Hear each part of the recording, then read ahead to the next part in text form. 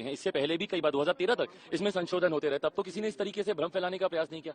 आज जिस तरीके से भ्रम फैलाया जा रहा है कि ये मुसलमान विरोधी है, असंवैधानिक है, सोचिए भारत की संसद में ये लोग कह रहे हैं कि कोई असंवैधानिक चीज आ सकती है। इतनी प्रक्रियाओं से गुजरने के बाद ये सिर्फ झूठ बोल बोलकर एक परसेप्शन बनाने का जो ये लोग प्रयास करते हैं, जो संशोधन हुआ है वो इसको और मजबूत करने की सोच के साथ किया गया। इस कमेटी में हर दल के सदस्य बैठे थे, मेरी पार्टी के सदस्य इसमें मौजूद थे, अरुण भारती जी। इसमें जो बदलाव किए गए हैं इस सोच के साथ किए गए हैं कि कैसे इसको और शक्तियां प्रदान की जाए और ऐसे लोग जिनके साथ संभवतः अन्याय हो रहा है कैसे उनको न्याय दिलाया जाए।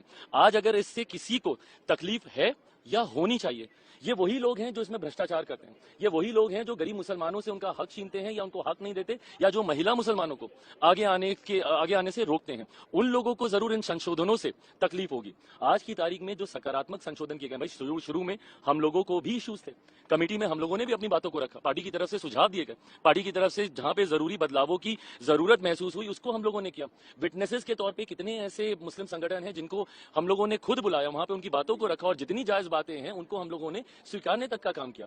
पर दिक्कत यह है कि विपक्ष जो भ्रम फैलाने का प्रयास करता है वो चाहते ही नहीं कि गरीब मुसलमान, जिसमें पसमंदा हो, अंसारी हो या महिला मुसलमान हो, जो लोग आगे आना चाहते हैं उनको ये लोग आगे आने से रोकते हैं। इससे पहले भी सीए के वक्त क्या हुआ था, यही भ्रम फैलाया गया था ना, देश भर में एक आगजनी का माहौल खड़ा कर दिया था। ये पुरानी संसद में मैंने खुद लोकसभा में खड़े होकर मैंने कहा था कि समय बताएगा आने वाले समय में कि भैया कौन से मुसलमान की नागरिकता छीन ली गई। एक नागरिकता देने वाले कानून को नागरिकता छीनने वाला कानून बताकर इन्होंने देश भर में आगजनी का माहौल बना के रखा। विपक्ष ने मुसलमानों के बीच इन्होंने भ्रम फैलाने का काम किया। आज फिर से वही चीजें कर रहे हैं। ये बात ये लोग समझ लें भैया, लोक जनशक्ति पार्टी में अपनी बात मैं कर रहा हूं और मैं व्यक्तिगत तौर पे भी अपनी बात करूं, मैं रामविलास पासवान का बेटा हूं। उन्होंने अपनी पार्टी को खत्म कर दिया 2005 में कि एक मुसलमान मुख्यमंत्री बने। उस वक्त क्यों नहीं विपक्ष का कोई सामने आया? आज राजद के नेताओं को इतनी चिंता हो रही है, कांग्रेस के नेताओं को इतनी चिंता हो रही है, क्यों नहीं उस वक्त 2005 में बिहार में इन्होंने पहला मुस्लिम मुख्यमंत्री दे दिया? मेरे नेता ने अपनी पार्टी को खत्म कर दिया। जिसके पिता ने अपनी पार्टी को खत्म कर दिया मुसलमानों के लिए, उस पर तो उंगली उठाई जाती है, उससे नाराजगी भी जताई जाती है। आदर्श मदनी साहब, ये तमाम तरीके के जो ऐसे लोग हैं, ये लोग मुझसे नाराजगी जता रहे हैं, पर संरक्षण किसका कर रहे हैं?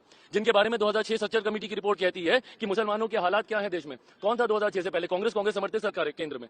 बिहार में कौन था? राजद की सरकार थी निरंतरता में 15 साल तक, 90 के दशक से लेकर 2005 तक। तो मुसलमानों के हालात खराब किए तो किसने किए? इन लोगों ने किए कि हम लोगों ने किए? और आज आप हमसे सवाल उठा रहे हैं, हमसे नाराजगी। जो विपक्ष आपको भ्रमित कर रहा है, जो आगजनी का माहौल बना रहा है, सीए को लेकर देश भर को इन्होंने जलाने का काम किया, किसकी नागरिकता छीन ली गई? आज वही भ्रम फैला रहे हैं। क्यों? क्योंकि लोग चाहते नहीं है कि जो कमजोर मुसलमान है, जो गरीब मुसलमान है या महिला मुसलमान है, उनको आप आगे आने दें। अपना आधिपत्य जता के रखना चाहते हैं कुछ मुसलमान ऐसे जो कि चाहते ही नहीं। आज मुझे बताइए, क्या वक्फ बोर्ड में जो संपत्ति के ऊपर जितने भी डिस्प्यूट चल रहे हैं, क्या वो डिस्प्यूट कोई हिंदू और उसके बीच में चल रहा है? उसमें मुसलमान भी शामिल है भैया, वक्फ तो मुसलमानों की संपत्ति के बीच में चल रहा है। ऐसे गरीब मुसलमान जिनकी संपत्ति को जबरन हथिया लिया गया है, वो कहां जाएंगे? उसमें तो क्लॉज में यहां तक भी कहा गया है कि सीमित विषयों के ऊपर मामला कोर्ट में जा सकता है। क्यों सीमित विषयों पर? अगर वो गरीब मुसलमान है, क्या वो कोर्ट में नहीं जा सकता? क्या वो अपने हक की लड़ाई नहीं लड़ सकता?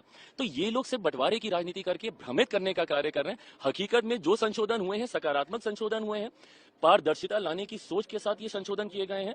मौजूदा स्वरूप में, जिसमें सुझाव लोक जनशक्ति पार्टी रामविलास के द्वारा भी दिया गया था, मौजूदा स्वरूप में जिस तरीके से संशोधनों के साथ इस विधेयक को लाया गया, लोक जनशक्ति पार्टी रामविलास इसका समर्थन करती है। सारे कंडीशंस को रिजॉल्व किया गया है।